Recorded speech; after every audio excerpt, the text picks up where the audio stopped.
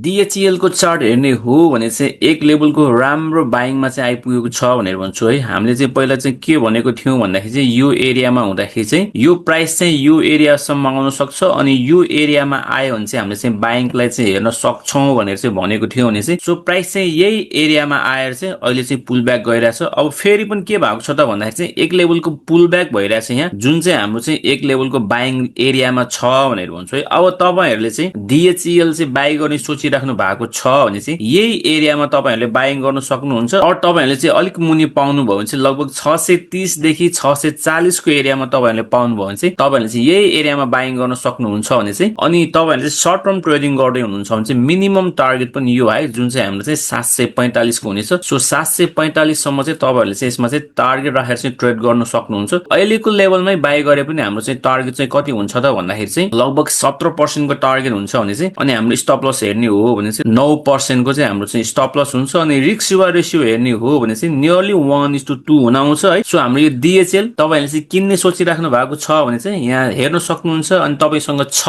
भने चाहिँ hold your position भनेर भन्छु।